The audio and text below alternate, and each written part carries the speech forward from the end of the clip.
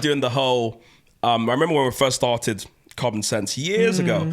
Well, it's not that long, but years ago. And, I heard that tech CEOs wake up at 5 a.m. Yeah.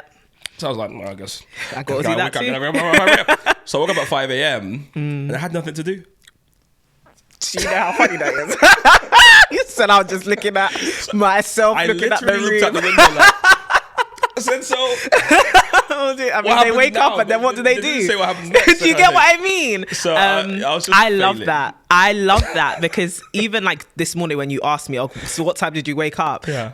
Old me would By the way, there was context. Hey there, just want to say thank you for listening or for watching this podcast.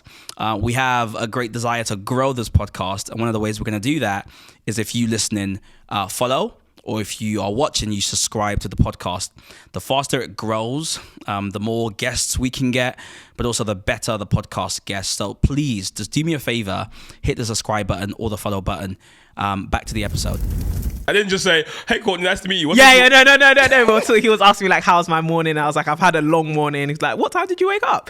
And I think old me, I told you 7:45. Yeah. Old me would have been like, no, Courtney, if you want to look like a serious person, you're talking to Mike, like, Courtney, say 6:30. Say 6:30. Because you're trying to come across as what do people think is respectable?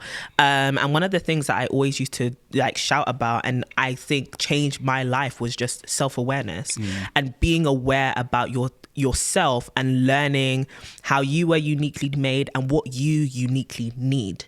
As somebody who is has for the last 2 years been on like a wellness journey, kind of investing in myself, my health.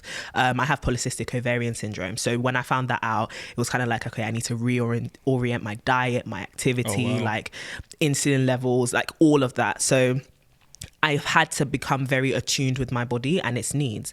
And one of the earliest things I discovered was I cannot sleep for less than 8 hours of a day and function well.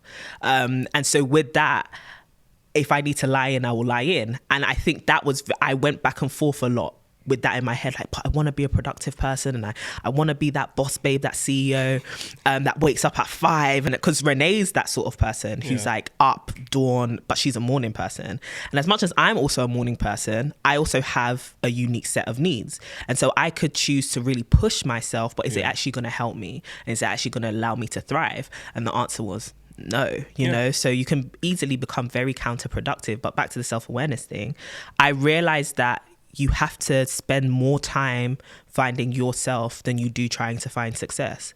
And as much as we can make success this formulaic thing, you won't find true success, or like I'd say exponential success, until you actually find yourself. Because like you're saying with the musician, and I think that's actually a perfect example of it, you can master an instrument, but if you sound like everyone else, you're just going to play at this level. Like people are just going to hire you to, I don't know, play at church or play, behind a really great singer or whatever.